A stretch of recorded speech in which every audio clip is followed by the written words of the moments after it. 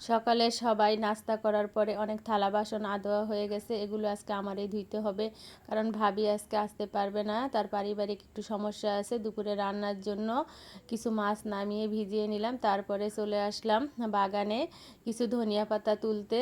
এই ধনিয়া পাতাগুলানি কিন্তু অনেক ঘেরান।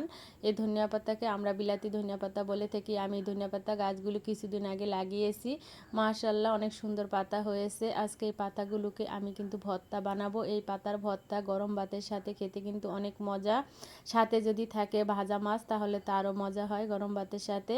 আমি দুপুরে রান্না করার জন্য এখানে 2 রকমের মাছ ধুয়ে তারপরে হলুদ লবণ মাখিয়ে নিয়েছি, লতি কেটে নিয়েছি আর ডাল ধুয়ে নিয়েছি, সব কিছু রেডি করে নিয়েছি। এখন আমি রান্না করতে চলে যাব। আজকে আমি অনেক ব্যস্ত, এই ব্যস্ততার মাঝে সবার জন্য সবার পছন্দের রান্না করতে হবে।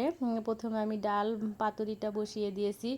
এই ডাল পাতুরিটা আমার বাসার অনেকেরই পছন্দ। আর এখানে আমি সরিষা বাটা দিয়ে লতি রান্না করতেছি। সরিষা বাটা দিয়ে লতিটা আমার মেয়ের অনেক পছন্দ, আমার মেয়ের পছন্দের রান্নাটা আজকে করতেছি। আমার মেয়ে বলেছে, আম্মু আজকে লতির ভিতরে কোনো মাছ দিবা না, সরিষা বাটা দিয়ে রান্না করবা।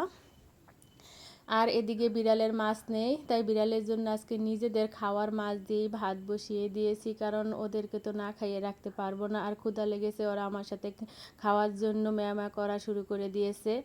আমার লতি রান্না শেষে তারপরে আমি আবার চুলায় মাছ ভাজতে শুরু করে দিয়েছি। আজকে আমি কোনো মাছ রান্না করব না, মাছগুলো আমি ধনিয়া পাতা ভর্তার সাথে আর ডাল পাতুরির সাথে শুকনা খাবো সবাই মিলে গরম ভাতের সাথে। আমার রান্না শেষ হয়ে গেছে, ইলিশ মাছ ভাজা, টাটকিনি মাছ ভাজা, বিলাতি ধনিয়া পাতা ভর্তা আর লতি দিয়ে সরিষা বাটা দিয়ে আর ডাল ভর্তা। মেয়ের পছন্দের লতি, ছেলের পছন্দের ডাল ভর্তা আর হাজব্যান্ডের অনেক পছন্দের বিলাতি ধনিয়া পাতা। অনেক ব্যস্ততার মাঝে আজকে আমি বাসার 3 জনের 3 রকমের পছন্দের খাবার রেডি করলাম। এই তো আমার দুপুরের সবার পছন্দের খাবার রেডি। সবাই ভালো থাকবেন, আজকের মতো এ পর্যন্তই। আল্লাহ হাফেজ।